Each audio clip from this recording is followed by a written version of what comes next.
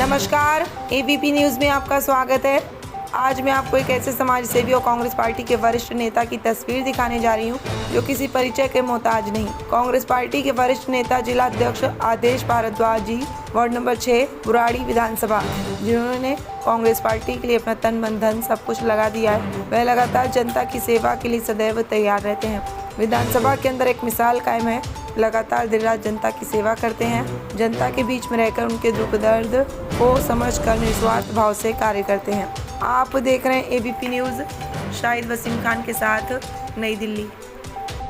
दर्शकों, एक जिला का स्वागत है। इस समय आपको सी तस्वीर दिखा रहा हूँ बुराड़ी विधानसभा से। हमारे साथ मौजूद हैं कांग्रेस पार्टी के जिला अध्यक्ष आदेश भारद्वाज जी, जिन्होंने कांग्रेस पार्टी के लिए अपना तन मन धन सब कुछ लगा रखा है। तो सबसे पहले स्वागत आपका एबीपी न्यूज़ में।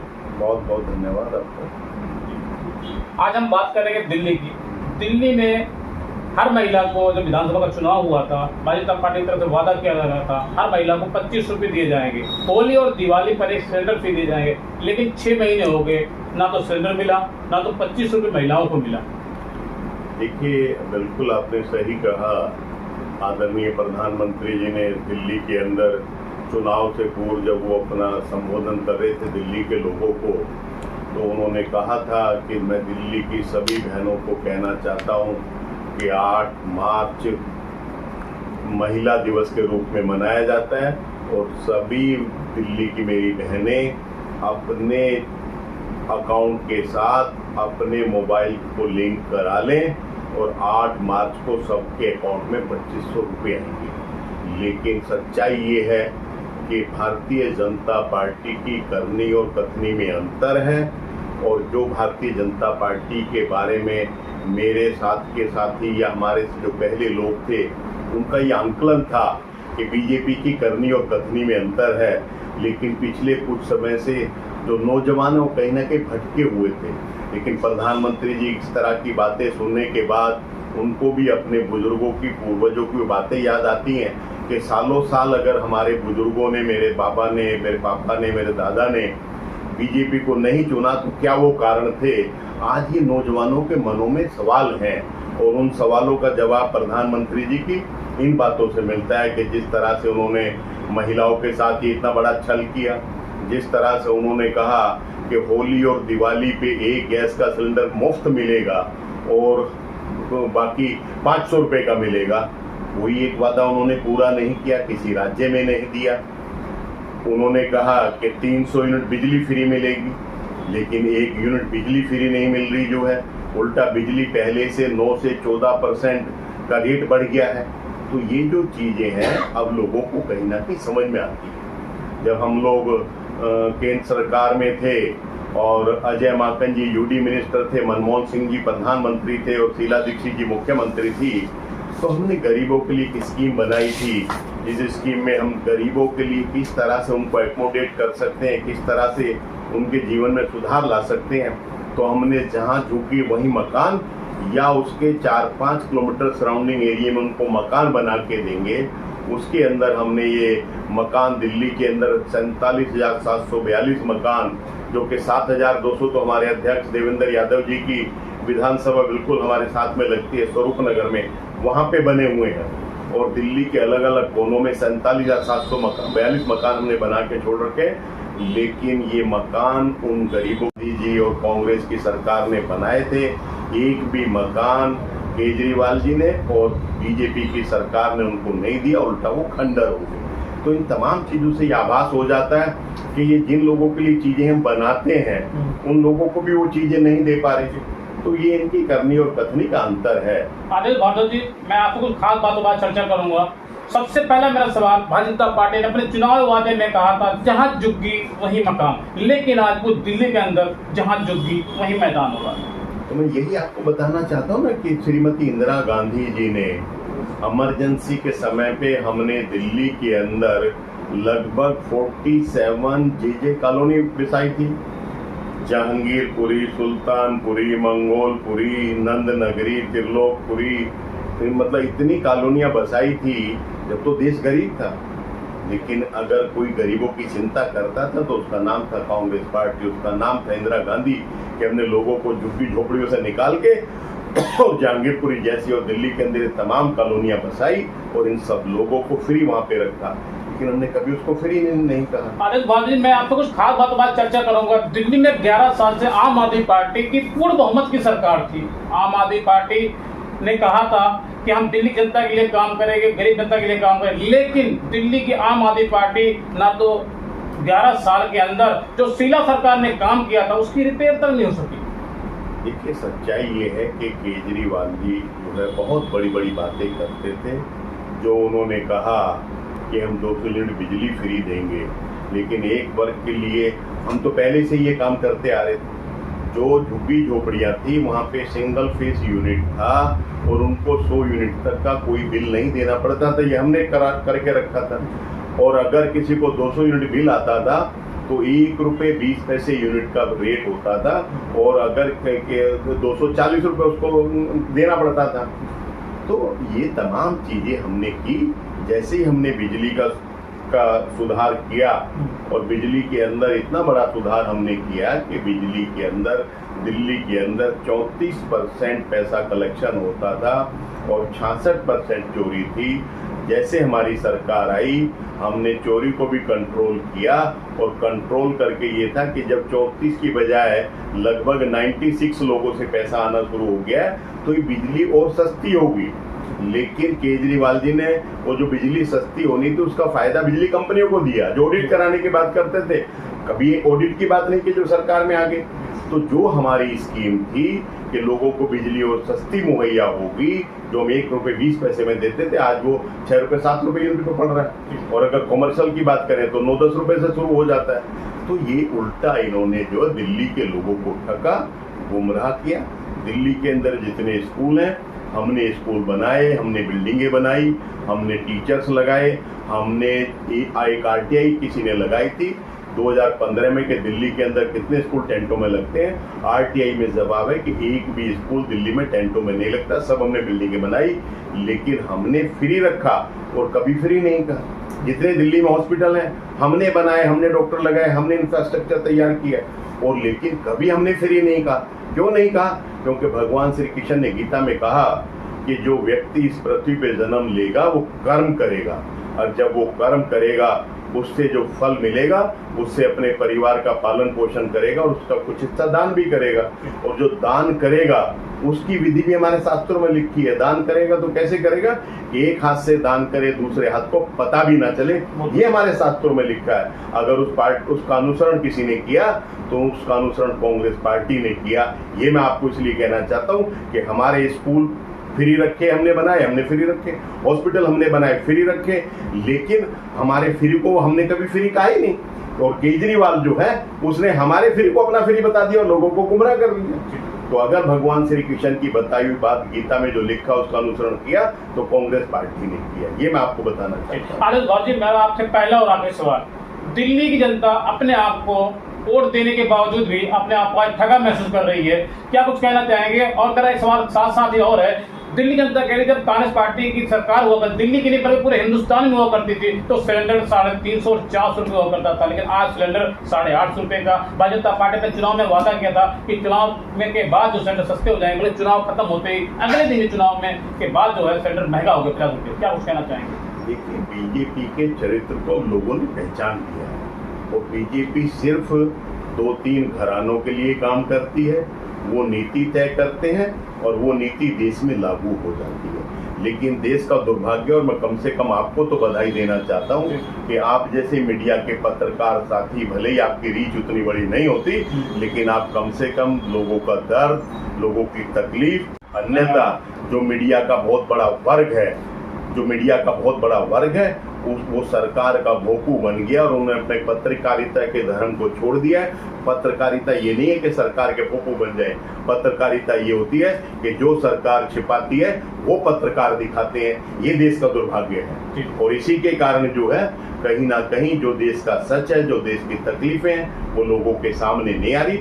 मगर आज राहुल गांधी जी ने पूरे देश के अंदर जिस तरह से कर्नाटक की एक विधानसभा के अंदर एक वोटर को निकाल के और इलेक्शन कमीशन को ये बताया कि किस तरह से एक विधानसभा के अंदर लगभग 20% वोट नकली निकलते हैं। 1,02,050 वोट उन्होंने आइडेंटिफाई करके दिए और इलेक्शन कमीशन ने जांच कराने की बजाय उल्टा राहुल गांधी जी के ऊपर दूसरे तरह के आरोप लगाने का प्रयास किया। लेकिन जब भारतीय जनता पार्टी का एक बड़ा नेता अनुराग ठाकुर वही चीज करता है तो उसके लिए ना कोई एफिडेविट मांगा जाता है, ना उससे कोई माफी मांगने की बात की जाती है। तो ये जो दोहरा चरित्र है भारतीय जनता पार्टी का और इलेक्शन कमीशन का, वो देश ने देख लिया है। इसलिए देश के अंदर बहुत बड़ा परिवर्तन है। राहुल गांधी जी की यात्रा को विफल करने के लिए, जो भी बिहार में थी वोटर अधिकार यात्रा, उसको फेल करने के लिए इन्होंने कई तरह के षड्यंत्र रचे।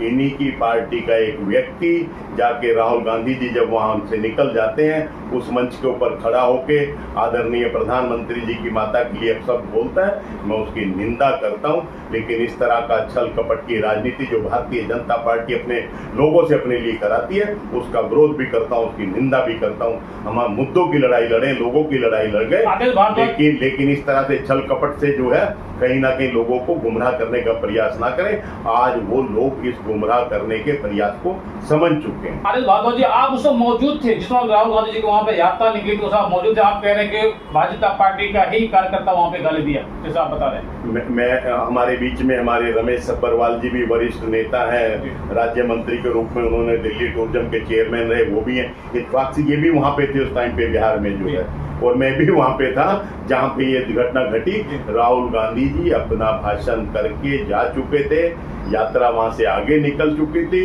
इन्होंने उस खाली मंच पे अपने आदमी को चढ़ा के और कहीं ना कहीं अपने प्रधानमंत्री जी की माता जी के लिए कहलवाया, और वो सारा षड्यंत्र हमने देखा। हमारे वहां पे एक व्यक्ति थे, उन्होंने तुरंत पुलिस को कंप्लेंट की, पुलिस में FIR कराई कि इस आदमी ने इस तरह से ये छल कपट यहाँ पे किया है। पुलिस ने उसको अरेस्ट किया और अरेस्ट करने के बाद 14 दिन के रिमांड पे लिया, और पुलिस का ये स्टेटमेंट है कि वो कांग्रेस का वर्कर नहीं है, ये वहां की पुलिस ने कहा है। तो ये सब चीजें दूध का दूध पानी का पानी हो जाती है। लेकिन मैं इसके लिए बिहार की पुलिस की थोड़ी सी प्रशंसा भी करना चाहता हूँ कि अगर यही वारदात, माफ करना, उत्तर प्रदेश के अंदर होती तो पुलिस का रवैया कुछ और होता। तो मैं इस कम से कम इस मामले के लिए यूपी पुलिस, बिहार की पुलिस की प्रशंसा भी करता हूँ। जी, मैं कुछ खास मुद्दे पर चर्चा करूंगा। जिस तरीके से दिल्ली का विधानसभा का चुनाव हुआ, जिस तरीके भाई देवेंद्र यादव जी की अगुवाई में दिल्ली में कांग्रेस पार्टी का घेराव पड़ा है, क्या आपको लगता है बिहार में चुनाव होने वाला है, इसका सीधा सीधा असर बिहार चुनाव के अंदर मिलने वाला? जिस तरीके से बड़े बड़े नेता दावा कर रहे हैं, वो दिन अब दूर नहीं, 2029 में दिल्ली में नहीं बल्कि पूरे हिंदुस्तान में कांग्रेस पार्टी की लहर आएगी और कांग्रेस पार्टी की सरकार बनेगी। आप क्या कुछ कहना चाहेंगे? देखिए, देवेंद्र यादव जी जब से दिल्ली के अध्यक्ष बने हैं, एक कठिन परिस्थिति में, कठिन दौर से उनको दिल्ली की जिम्मेवारी मिली, और जैसे उनको दिल्ली की जिम्मेवारी मिली, मैं आपको बड़े जिम्मेवारी के साथ कहना चाहता हूं कि हमारे यहाँ लोकसभा का चुनाव था, और उस लोकसभा के चुनाव के अंदर इस तरह से उन्होंने काम किया देवेंद्र यादव जी ने कि जो हम 2 लाख, 2.25 लाख वोट पे निपट जाते थे, उन्होंने 6.5 लाख वोटों तक यहाँ से हमारे उम्मीदवार को मिली। थोड़ी सी वोटों के अंतर से हम हार गए, लेकिन वो थोड़ी सी वोटों का जो अंतर था वो कहीं ना कहीं, जो राहुल गांधी जी ने बताया कि किस तरह से ये इलेक्शन का दुरुपयोग करते हैं, उसके कारण ये मनोज तिवारी जीते थे, अन्यथा यहाँ से कन्हैया कुमार जीतते।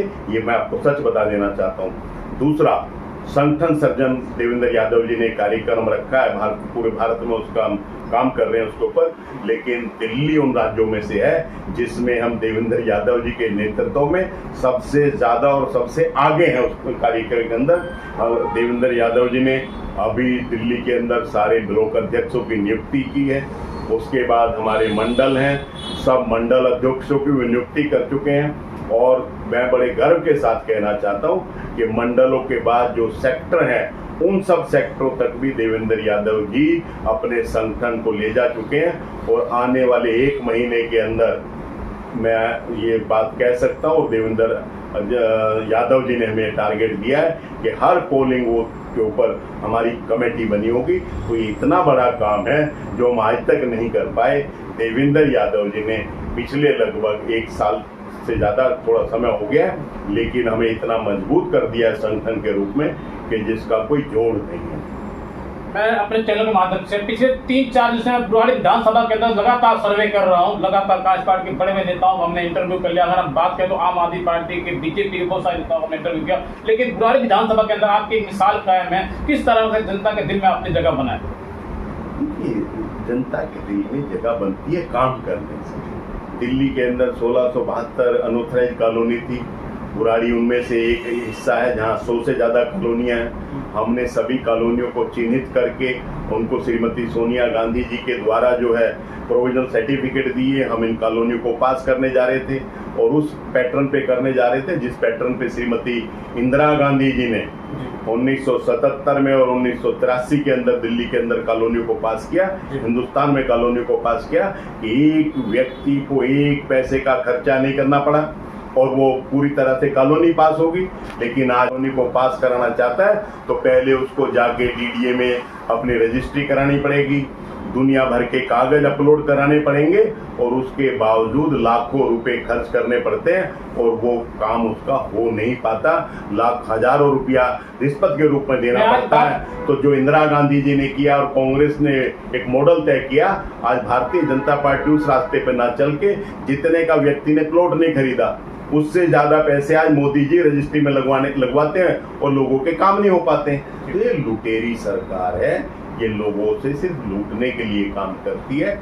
ये इस सरकार का ध्येय रह गया और ये लोगों ने समझ लिया। अनिल भादु जी, मेरा आपसे पहला और आखिरी सवाल, मैं लगातार बुराड़ी विधानसभा के अंदर पिछले 4-5 विधानसभा के अंदर मैं कवरेज कर रहा हूँ, लगातार मैं तस्वीर दिखा रहा हूँ। अगर हम बात करें तो मुकुटपुर के अंदर हम बात करें तो वहाँ पे पानी भरा हुआ है, लोग ठंडी भर पानी के अंदर मजबूर है, अपने घर में से बाहर रह रहे हैं। अगर मैं बात करूँ बुराड़ी विधानसभा के अंदर मेन रोड है, लगातार मैं भी 2 घंटे में जाम में फंस गया हूँ। 5 दिन से लगातार मैं 2 घंटे कठिनाई का सामना करना पड़ता है। बुराड़ी विधानसभा के अंदर पिछले 2 बार से आप संजीव झा जी विधायक हैं, क्या कुछ कहना चाहेंगे? वाकई में आम आदमी पार्टी सत्ता में पहले 11 साल से काम नहीं कर रहे हैं, लोगों का कहना आरोप लगा रहे हैं कि वो घूस ले रहे हैं अधिकारियों से, क्या सच है ये महाभ्रष्ट लोग हैं। सिर्फ अपने आप को अपने मुंह से कट्टर ईमानदार कहने से तो दुनिया में कोई ईमानदार होता नहीं है। ईमानदार तो लोग कहते हैं कि कोई अपनी मुंह से अपनी प्रशंसा तो दुनिया में नहीं करता देखा। लेकिन ये पहले ऐसे लोग हैं केजरीवाल जी और उनकी पार्टी के लोग जो अपने आप को खुद कट्टर ईमानदार कहते हैं। अब आपकी ईमानदारी का परिचय आप इससे लगा सकते हैं कि केजरीवाल जी की आधी से ज्यादा कैबिनेट जेल में गई, तो मतलब कि इस तरह के ईमानदार हैं। सबके ऊपर भ्रष्टाचार के आरोप। एक मंत्री गए राशन कार्ड में एक महिला का शोषण कर रहे थे, राशन कार्ड के नाम पे, जो कि सबसे सहज चीज है, सबसे छोटी चीज है, उसमें महिलाओं का शोषण कर रहे, जेल जाना पड़ा। एक मंत्री जो केजरीवाल कहते थे कि मेरा एक एक नग है, मैंने एक एक नग निकाला है, एक व्यक्ति नकली वकालत की डिग्री लेके उसमें जेल जाता है। केजरीवाल जी उसको भी कट्टर ईमानदार बता रहे थे, उसको इस्तीफा देना पड़ा, जेल जाना पड़ा। तो ये नकली लोग हैं और ये भारतीय जनता पार्टी की बी टीम है। मैं बड़ी जिम्मेवारी के साथ कहना चाहता हूं, मैं किसी का अपमान नहीं करना चाहता, लेकिन जिस तरह से आज देश के नौजवान डिग्री दिखा के नौकरी मांग रहे हैं, देश के सबसे बड़े व्यक्ति डिग्री छिपाने की बात करते हैं, वो कोर्ट में जाके रिलीफ लेके आते हैं कि डिग्री नहीं दिखानी पड़ेगी। आज तक तो इस देश में परंपरा थी कि मेरा बेटा अगर कॉलेज करके आए, वकालत करके आए, तो मैं भी गर्व से उसके साथ फोटो खिंचवाता हूँ और 4 जगह दिखाता हूँ मैं मेरा बच्चा यहाँ तक पहुंच गया। उसका कॉलेज भी उसके ऊपर गर्व करता है। अगर किसी कॉलेज से पढ़ा हुआ कोई व्यक्ति देश का प्रधानमंत्री बन जाए, राष्ट्रपति बन जाए या कोई और बड़े पद पे चला जाए, तो उस कॉलेज को, उस इंस्टीट्यूशन को, उन टीचर्स को गर्व होता है, वो गर्व से इस बात को बताते हैं। लेकिन पहली बार भारत में ऐसा हो रहा है कि ना तो कोई कॉलेज बताने को तैयार है, ना कोई प्रोफेसर बताने को तैयार है, ना कोई एंटायर पॉलिटिक्स क्या है वो उसकी उसका कोई सब्जेक्ट मिलता है। तो ये एक नई तरह का झूठों के हाथ में देश आ गया है और सिर्फ और झूठ और फरेब से लोगों को ठगने का काम चल रहा है। अब लोगों को समझ में आ गया है और उसी के कारण राहुल गांधी जी हैं तो उनको बेतहाशा समर्थन वोटर अधिकार यात्रा में मिला, बेतहाशा समर्थन उनको अपनी पहली जो भारत जोड़ो यात्रा में मिला, बेतहाशा समर्थन जो उन्होंने न्याय यात्रा निकाली मणिपुर से बॉम्बे तक। तो ये सब लोगों ने देखा है कि राहुल गांधी उन लोगों में से है जो गरीब, कमजोर, पिछड़े किसान की बात करता है, और ये लोग उन लोगों में से हैं जो अंबानी अडानी के साथ पार्लियामेंट के अंदर आपने देखा होगा कि कई सांसदों और लोगों ने फोटो दिखाए कि प्रधानमंत्री के फोटो किसानों के साथ नहीं दिखते, प्रधानमंत्री के फोटो जो सड़कों पे नौजवान रोजगार मांग रहे हैं उनके साथ नहीं दिखते, लेकिन अडानी अंबानी के साथ दिखते हैं। तो ये अडानी अंबानी से देश नहीं चलेगा, ये देश और भारत माता इन नौजवानों में बसती है। ये नौजवान भारत माता है, ये जो हमारी बहनें हैं जिनके साथ कमिटमेंट किया कि कहीं ना कहीं 8 मार्च 2 से आपको 2500 रुपए मिलेंगे, ये भारत माता है। इन भारत माताओं के साथ धोखा किया जा रहा है, ये अंतर है। ठीक है, समझ गए, बहुत धन्यवाद भारद्वाज जी आपका। तो इस वक्त दर्शकों में आपको उससे तस्वीर दिखाना, बुराई विधानसभा से हमारे साथ मौजूद थे कांग्रेस पार्टी के अध्यक्ष आदर्श भारद्वाज जी, जिन्होंने कांग्रेस पार्टी के लिए अपना तन मन धन सबको लगा दिया। बुराई विधानसभा के अंदर एक मिसाल कायम है। आप देख रहे हैं एबीपी न्यूज, शाहिद वसीम खान के साथ। नमस्कार।